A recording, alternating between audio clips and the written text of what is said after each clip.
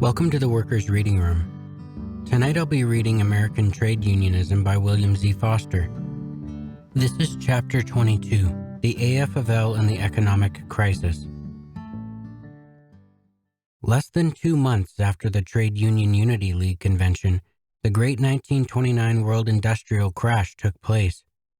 The dizzy financial structure of American capitalism collapsed. The intense rationalization of industry and agriculture that was to herald the dawn of universal prosperity had resulted in a huge market glut, a great overproduction which the impoverished and robbed masses could not buy back and which could not be disposed of abroad. Industry swiftly fell off about 1/2 and wages were slashed on all sides. Agricultural prices dropped about 60% and land values declined accordingly. The army of unemployed leaped from the 3 million of the so-called good times to the unheard-of total of 17 million in 1933.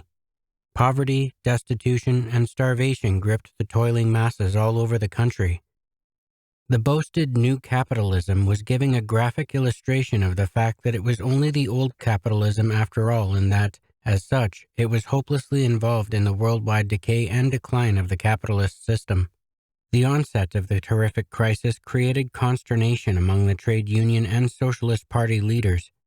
Tumbled in ruins overnight were their glittering dreams of the new wage policy, the higher strategy of labor, organized capitalism, and all the rest of their speed-up class collaboration prosperity fantasies.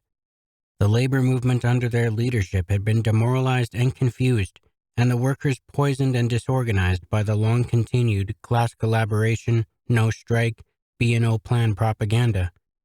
The unions were weakened by loss of members, suppression of democracy, and the expulsion of their best fighters.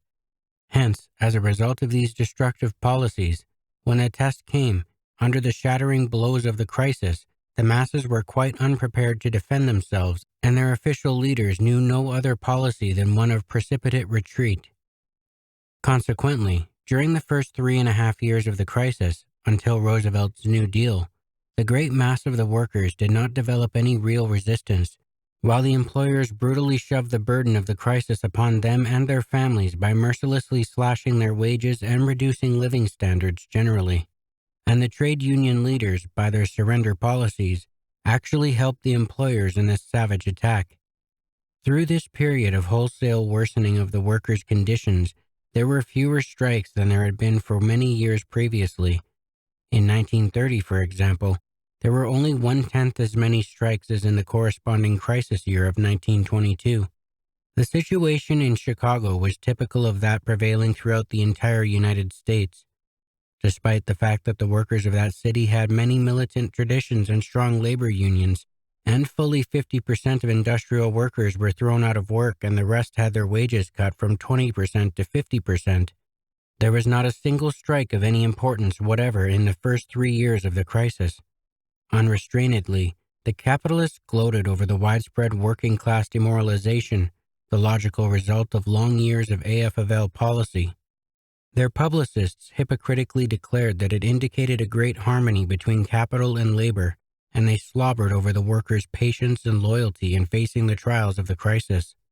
The capitalists, in their need, were indeed making effective use of their labor lieutenants, the craft union leaders. This period was one of the most shameful in the whole wretched history of the AFL policy. Every major step of the employers to save themselves at the workers' expense actually had the AFL leaders' direct or indirect support. These misleaders lulled the workers' vigilance by repeating all of the capitalists' underestimation of the crisis and ballyhoo about prosperity being just around the corner. Hardly had the crisis begun when President Hoover, on November 11, 1929, called a National Industrial Conference of employers and trade union leaders, presumably to maintain wage standards. At that time, wages were already being slashed in the unorganized mass production industries, and the purpose of the Hoover Conference was manifestly to hogtie the trade unions by a no-wage cut, no-strike illusory agreement until, the masses of unorganized having their wages cut, it would be relatively easy also to reduce the rates of the trade union workers. Instead of adopting a militant strike resistance against the developing wave of wage cuts at the very start of the crisis, as the TUUL urged, Greene and the other AFL leaders served as bellwethers to draw the masses into Hoover's trap. Thus, by their Hoover Agreement, the AFL leaders threw the unorganized workers at once to the wage-cutting wolves. The wage slashing went ahead full blast in the trustified industries, the betrayed and demoralized workers being unable to resist, and meanwhile both Hoover and Greene brazenly asserted that there had been no wage reductions. Finally, when the unorganized workers were deflated, inevitably it came the turn of the organized workers to be slashed, whereupon the trade union leaders, reflecting the capitalists' interests, became ardent wage cutters themselves, actually arguing that since wage cuts had gone into effect in the unorganized industries, now the organized workers had to accept reductions. So union after union accepted one cut upon another without the slightest resistance. What wage cutters the leaders became was well illustrated when Matthew Wohl hailed the acceptance of a 10% wage reduction by the railroad unions without a strike as one of the greatest industrial achievements in the history of the country. In the needle trades, the socialist leaders also followed the general AFL policy of retreat. Never before in an economic crisis had the American working class taken wage cuts lying down, as the great struggles of the 1890s and 1921 and 22 eloquently show. Because of this aid from the AFL labor lieutenants, the capitalists were able to put through their huge wage-slashing campaign without serious working-class resistance, except what was developed by the weak TUUL unions. But the betrayal of the workers' interests by the AFL leadership reached its greatest depths in the case of the hungry millions of unemployed. Hoover's plan to handle the question of unemployment, and this was the plan of finance capital, was twofold. First, a policy of share the work or share the poverty, which meant to force the great body of workers onto short time and correspondingly reduced wages. And second, a policy of treating unemployment relief as a matter of local charity and no concern of the federal government. It was a most brutal program of organized mass starvation. To their shame, it must be said that the AFL leaders fitted themselves also into this outrageous assault upon working-class living standards. They became the greatest champions of Hoover's stagger plan of sharing work, and they were fanatical antagonists of unemployment insurance. With incredible brass and stupidity, they denounced the dole as subsidizing idleness, degrading to the dignity of the American working man, and a hindrance to real progress. They declared that unemployment insurance meant the ruin of the trade unions and the downfall of civilization. In short, they used all the current arguments of big capital against feeding the starving masses. For this reactionary stand, the AFL won glowing praise from the Wall Street rulers of America. At the Boston 1930 AFL convention, Hoover, together with many generals, bishops, capitalists, American Legion officials, etc., joined with Greene, Wohl, Frey, and others in repudiating unemployment insurance and denouncing the communists, who were so persistently fighting for it all over the country. And while the AFL leaders thus basked in the praise of the enemies of the working class, millions of unemployed workers and their families were sinking deeper and deeper into destitution and actual starvation. The TUUL in the crisis. The onset of the industrial crisis came as no surprise to the Communist Party and the TUUL. They had long understood the temporary character of the prosperity and foresaw its inevitable crash. While the trade union and socialist leaders were singing the praises of capitalist industrial rationalization in the Coolidge period, the Communist Party and the old TUEL had been warning the workers of the bitter reckoning to come. And as the crisis developed, the TUUL and the Communist Party undertook to mobilize the workers for the struggle against the growing capitalist offensive against mass living standards. They conducted many strikes and developed a strong campaign for unemployment insurance and relief. Besides, they carried on many other militant activities, such as support of the struggling farmers, the Veterans Bonus Campaign, the student movement, the Mooney and Scottsboro cases, etc.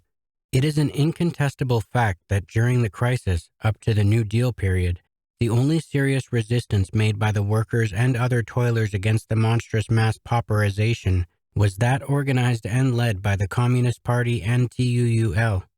The employers and the government countered this left-wing militancy with a policy of ruthless brutality. In most industries, no membership in the TUUL was a signal for certain discharge and blacklist. TUUL strikes were fought by the employers ferociously. Its strike committees were raided and their members jailed. Pickets were viciously slugged, shot, gassed, and arrested. Innumerable injunctions were issued against the red unions by the courts. In several states, TUUL unions were declared illegal. In Brooklyn, agents of the Department of Labor intimidated employers and warned them not to make agreements with the TUUL organizations. And the same department, under the infamous labor trader William N. Doak, deported hundreds of militant workers, including many TUUL union officials, often to fascist countries. Especially vicious were the government's attacks upon the TUUL unemployed demonstrations, its answer being the club, the revolver, tear gas, the charge of mounted police, the prison. And the AFL and Old Guard socialist trade union leaders condoned all these attacks upon the TUUL and other militant forces by the combined bosses, police, gangsters, etc. In this TUUL baptism of fire, hundreds of workers were beaten up, jailed, deported. Many also were killed. The Labor Research Association listed 23 workers killed in TUUL struggles from September 1929 to March 1933. Among these were 8 killed in strikes, including Ella Mae Wiggins in Gastonia, Steve Katovis in New York, Harry Sims, Young Communist League and National Miners Union organizer in Kentucky, etc. There were 15 killed in unemployment demonstrations, including 5 in the famous Hunger March on the Detroit Ford plant March 7, 1932, 3 Negro workers shot down in a Chicago anti-eviction fight in August 4, 1931, and so forth. The struggle of the unemployed. During the period of the crisis, up until the beginning of Roosevelt's term, the TUUL devoted its major activities to organizing and leading the starving multitudes of unemployed. Its organization was the National Unemployment Council. The TUUL made the central issue in this work the demand for federal employment insurance at the expense of the government and the employers, and on the basis of the average wages of employed workers.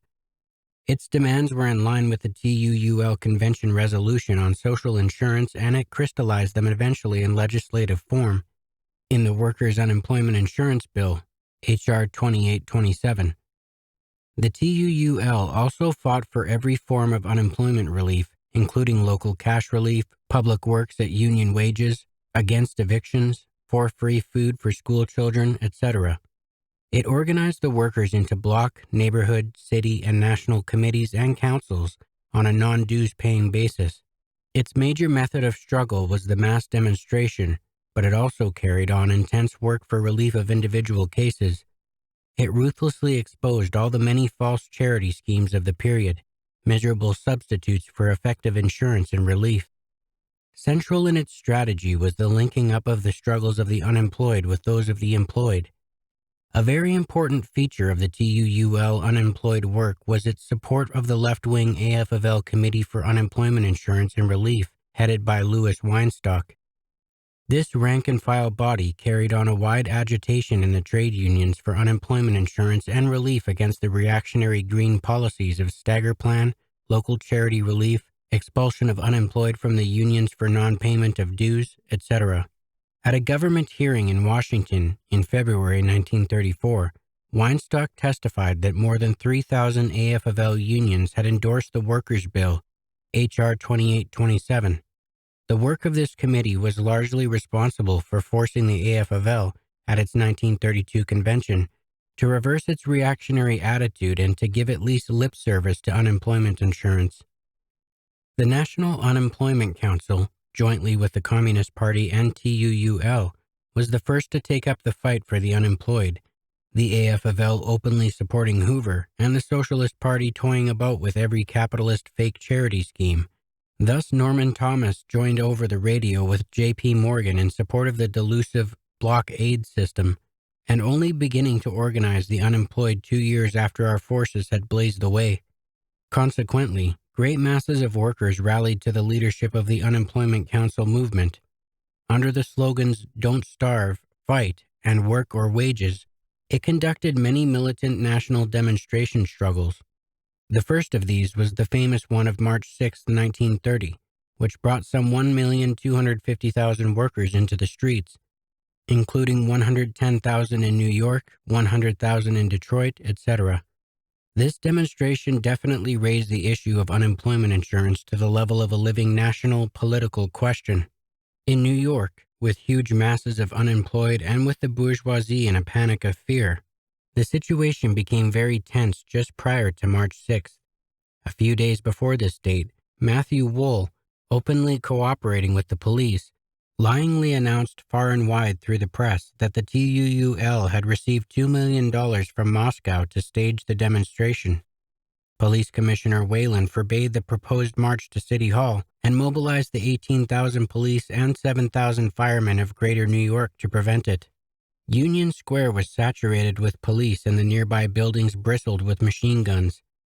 We attempted to march nevertheless, whereupon the police charged upon the forming procession and clubbed it to pieces, injuring many workers. The Workers' Committee, including Robert Miner, Israel Amter, Harry Raymond, and myself, were arrested and sentenced to 3 years in the New York County Penitentiary, of which the sentence we served 6 months apiece, except Raymond, who did 10 months. The rest we did on parole. Besides this fight, the National Unemployment Council, with the full support of the Communist Party, TUUL, and the Young Communist League, etc., carried through many other national unemployed demonstrations, hunger marchers, mass delegations, and conventions. 3 times there were national petitions of 1 million or more signatures presented to Congress. Some of the more important of these big movements were the National Unemployed Convention in Chicago, July 4, 1930, with 1,500 delegates, National Unemployment Insurance Day, February 25, 1931, with 400,000 demonstrators, and February 4, 1932, with 500,000 demonstrators. The National Hunger March of December 7, 1931, with 1,800 delegates to Washington, the Second National Hunger March of December 6, 1932, with 3,000 delegates and an estimated 1 million participants in various cities. The big national demonstration upon Roosevelt's Inauguration Day, March 4, 1933. The TUUL also actively supported the famous Veterans Bonus March to Washington in 1932, which was driven out of the Capitol by Hoover at the point of the bayonet. The call for this march was issued by the Workers' Ex-Servicemen's League, headed by Emanuel Levin, although the movement took on such a swift mass character that it largely escaped WESL control. But the main field of TUUL unemployment struggle was in the various localities. Here the Unemployment Council conducted numberless city and state hunger marches, anti-eviction fights, unemployed conventions, etc. Nearly every industrial center saw such activities. The demonstrations were extremely militant, usually facing violent attacks from the police. Altogether, they were a powerful force in compelling the reluctant city authorities to grant relief to the starving masses. To take only a few from many such examples, during the fall of 1932, the City Council of St. Louis decided to cut 17,000 families off the relief rolls, but the Unemployed Council, by a vast and militant demonstration, forced the immediate abandonment of this barbarous proposal. In Chicago in the summer of 1932, the Unemployment Council, in a united front with the Unemployed Citizens League by great mass movements, defeated a projected 50% cut in relief. Similar results were achieved in dozens of other cities by the policy of militant mass struggle. In developing this great fight of the unemployed, the Communist Party, the TUUL, and the Unemployment Council wrote some of the finest pages of struggle in American labor history. The movement was a definite force in saving the masses from actual starvation and eventually compelling federal relief measures on a large scale. It was in brilliant contrast to the deeply reactionary policy of the AFL and the vacillating, dabbling attitude of the Socialist Party. After its reorganization at Cleveland, the TUUL broadened its strike activities. The continued decline and decay of the AFL in the early crisis years widened the base for independent unionism in the industries generally throughout the country, and it threw ever greater burdens of leadership upon the militant unions. But the TUUL's greatest field of struggle still remained the mining industry. Here, the TUUL conducted several big movements in the crisis period up to the Roosevelt administration. The most important of these was the National Miners' Union strike during the summer of 1931 in western Pennsylvania, eastern Ohio, and northern West Virginia. Embracing 42,000 miners, it was the largest strike ever led by a militant union in the United States. 1936. That was Chapter 22 of American Trade Unionism by William Z. Foster. Thank you for listening to the Workers' Reading Room. I hope you have a good evening.